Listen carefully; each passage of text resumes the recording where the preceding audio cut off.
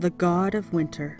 Uller, the winter god, was the son of Sif and the stepson of Thor. His father, who is never mentioned in the northern sagas, must have been one of the dreaded frost giants, for Uller loved the cold and delighted in traveling over the country on his broad snowshoes or glittering skates. This god also delighted in the chase, and pursued his game through the northern forests, caring but little for ice and snow, against which he was well protected by the thick furs in which he was always clad. As god of hunting and archery, he is represented with a quiver full of arrows and a huge bow, and as the yew furnishes the best wood for the manufacture of these weapons, it is said to have been his favorite tree. To have a supply of suitable wood ever at hand ready for use, Uller took up his abode at Idalir, the Vale of Yews, where it was always very damp. Idalir is called where Uller has himself a dwelling made.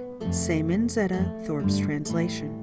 As winter god, Uller, or Allur, as he is also called, was considered second only to Odin, whose place he usurped during his absence in the winter months of the year. During this period, he exercised full sway over Asgard and Midgard, and even, according to some authorities, took possession of Frigga, Odin's wife, as related in the myth of Vili and Ve. But as Uller was very parsimonious, and never bestowed any gifts upon mankind, they gladly hailed the return of Odin, who drove his supplanter away, forcing him to take refuge either in the frozen north or on the tops of the Alps.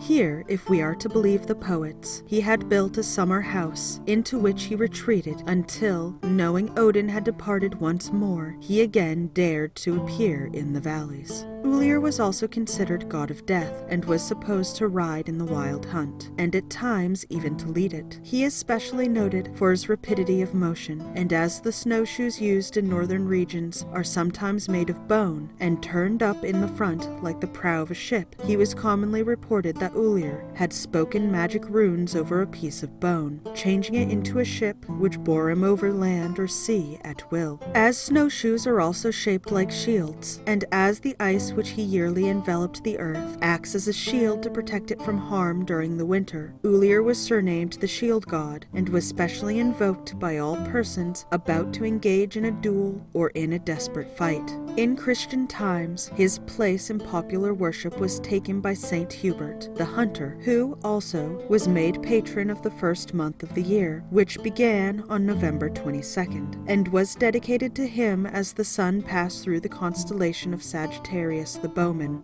In Anglo-Saxon, Uller was known as Vulder, but in some parts of Germany he was called Hollur, and considered to be the husband of the fair goddess of Holda, whose fields he covered with a thick mantle of snow to make them more fruitful when the spring came. By the Scandinavians, Uller was said to have married Skadi, Njord's divorced wife, the female personification of winter and cold, and their tastes were so congenial that they lived in perfect harmony together.